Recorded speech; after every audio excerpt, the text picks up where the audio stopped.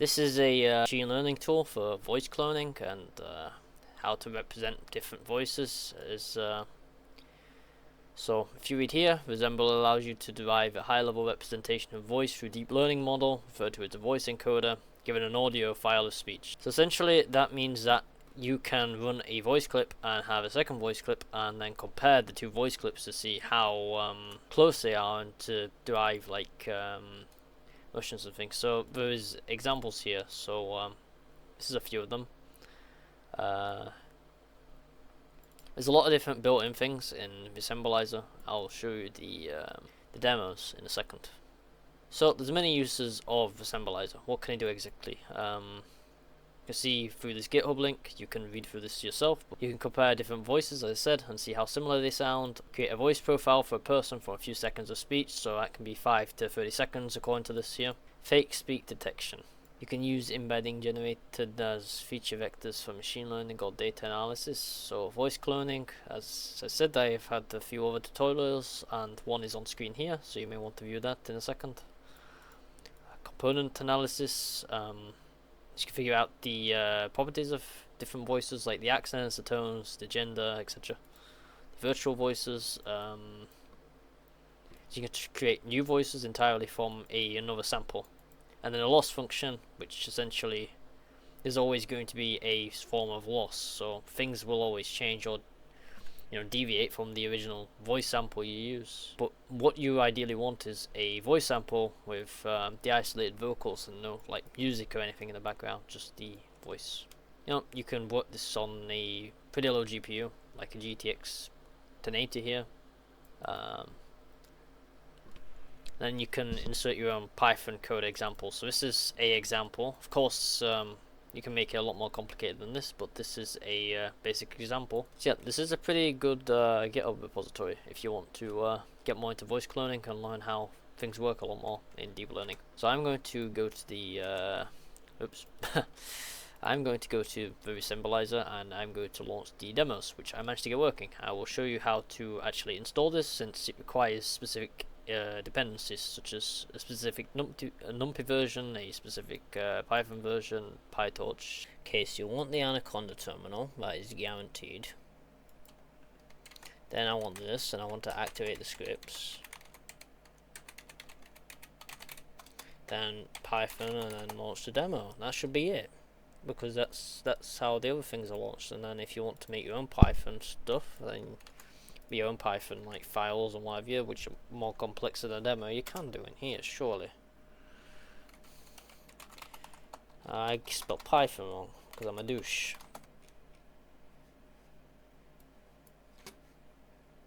Okay, I'm gonna ask GPT to produce me a quick little Python script. So I have many voice clips, and they all like range from to like 30 or something. Example 1, so we're going to call this example 1, we're going to just call it example1.txt. we're going to write our Python code in here, which is going to be, yeah, we're doing all this stuff, and then we're going to voice folder, which is linked to my desktop. So yeah, I'm going to save that and rename this to a, damn it, I deleted it, Python file. There's leave like .py or something, so it should be fine. And then we got that thing, so we can see if that's actually going to run in our terminal now, which GPT's provided us with. Okay, looks like something's happening. Okay, so we're embedding our audio as metadata for it. All of 1 wouldn't mean they're identical, while 0.407 suggests moderate similarity. So this is clustering, so it'll show you like the points on a graph, the cluster sample if you like correlation between things. Okay, so here we have 251 speakers in Visual Studio code to actually see like how these demos work and what exactly is going on here. The lovely thing about this is you can keep get adding more packages as you go. But yeah, it's quite, the code is quite confusing. Well, that's the fun of it. Okay, so like these are video IDs, so just random, you know, hyperlinks off the internet and people's voices. You can always search the terms up, and I'm sure you can find a, you know, you can find a definition online if you search. You can add GPT, you can Google things. The context of PCA, Principal Component Analysis, or t-SNE, T-distributed stochastic, I think I pronounced that right, Neighbor Embedding, visualization of voice embedding. Component 1 2 represent new dimensions that have been created by the Dimensionality Reduction technique. We use PCA using high dimensional data, voice embedding, which are vectors of length 256, and reducing them to 2 dimensions while trying to retain as much of the variance of information as possible. So the metadata. This is the first principal component that captures the direction in which the data has most variance, i.e. the thing. This is the second, and component 1 catches the second most variance in the data is uncorrelated with component 1. I mean, there might be an error or two, but I don't think there is one. Oh, this is much better. Okay, I'll definitely be showing this code in the description. Okay, well this is Resemblyzer, folks. I mean, I'm pretty new to this, but I'll be posting, like, if I find out how to do a lot more interesting things in this. See, this is a start. If you've, you know, if you've liked, well, if you like this and you show an interest in this, feel free to like and subscribe to the channel, and I'll continue posting more interesting stuff like this. It's pretty darn interesting to me. I can show you how much the voices diverge. So you see why 13 diverges so much. So this is like a character from a animation, and this is their voice. See, it sounds completely different, doesn't it? To, let's say, 34, which is someone literally talking. So yeah, very different. And then 16 is like, you know, bottom right, which sounds audibly terrible. So we can tell the, you know, samples are working. So you may have wondered, you've shown me all this, but how exactly do I get this working on my computer? Well, there's many ways to do that. You can either git clone or copy the zip. So, you know, download zip, or, you know, copy the git clone, which I'll be showing you how to do the git clone. So I must interject, it is very important to, you know, it's extremely important to make sure you do this exactly right, otherwise it won't work. So you want to make sure you're definitely using the you know, the Anaconda terminal. So I'm going to name the folder Resemblyzer example with an X. Why, with an EX, never mind. I want to have a folder named Resemblyzer example anyway. But I'm going to, you know, cmd and git clone in here. Copy this link here. I'm going to go into here, and I'm going to write git clone, and then that thing. Of course, you want to make sure you have git downloaded. It's quite a common tool. You know, I'll have the download link in the description.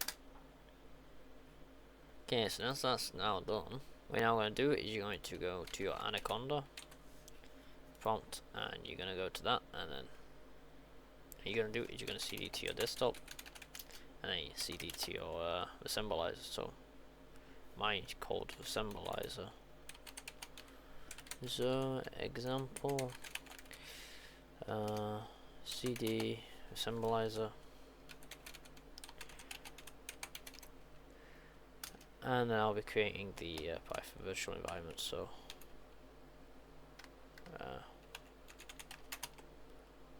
such VNV.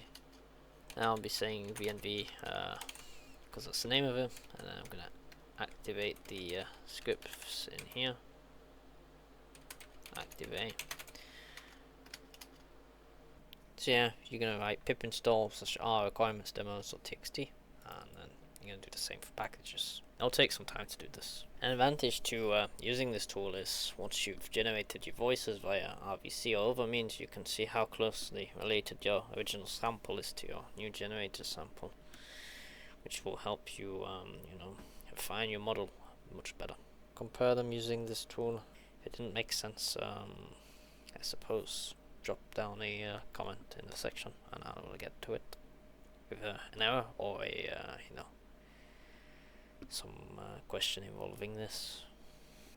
Okay, so you might get this error, numpy not available, because I already know the exact numpy version you need.